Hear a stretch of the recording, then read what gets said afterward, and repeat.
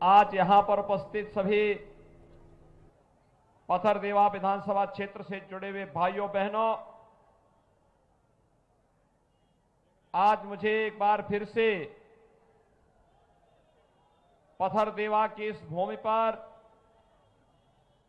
आप सबसे संवाद बनाने का अवसर प्राप्त हो रहा है। कल शिवरात्रि है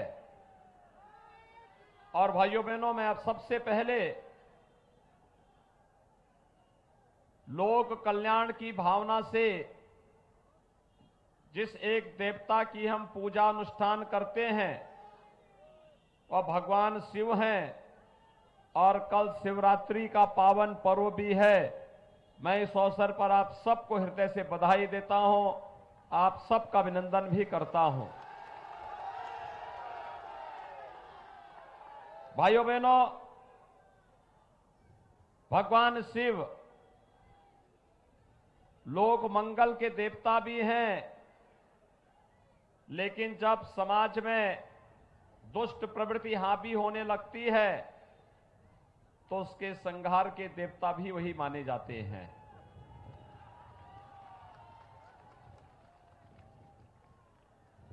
– 2022 का उत्तर प्रदेश विधानसभा का चुनाव चल रहा है। भाइयों बहनों, 5 चरणों के चुनाव संपन्न हो चुके हैं और जब 5 चरणों के चुनाव के बाद मैं आपके पास यहां पर पथरदेवा में आया हूं, मैं कह सकता हूं कि चुनाव रुझान बताते हैं भारतीय जनता पार्टी पूर्ण बहुमत से आगे सीटें प्राप्त कर रही है। छठे और 7वें चरण में अब छक्का मारने के लिए हम लोग आए हैं, जिससे भाइयों बहनों फिर एक बार 300 पार के लक्ष्य को प्राप्त किया जा सके। और यह सब रुझान देखते हुए समाजवादी पार्टी और बहुजन समाजवादी पार्टी के बहुत सारे लोगों ने तो अभी से अपना टिकट बुकिंग कराना शुरू कर दिया 10 मार्च के बाद से बाहर भागने का।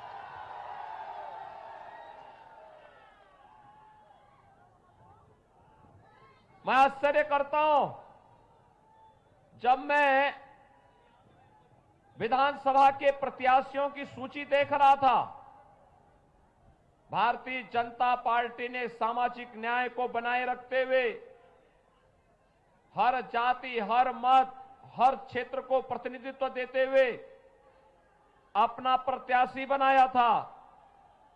लेकिन जब मैंने सपा और बसपा की सूची को देखा तो मैं भौचक था। भाइयों बहनों, समाजवादी पार्टी की सूची पेशेवर दंगाई, पेशेवर माफिया, धमकीबाज, व्यापारियों का शोषण करने वाले, दंगा करने वाले, आतंकवाद का खुले समर्थन करने वाले लोग समाजवादी पार्टी की सूची में स्थान पाते हैं।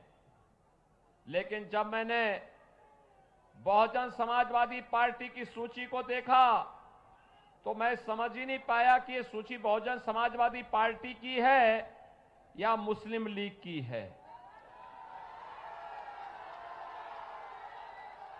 यानी आप देखेंगे पहली ही सूची में बहुजन समाजवादी पार्टी ने 29 मुसलमानों को टिकट देकर के आखिर क्या साबित करने का प्रयास किया।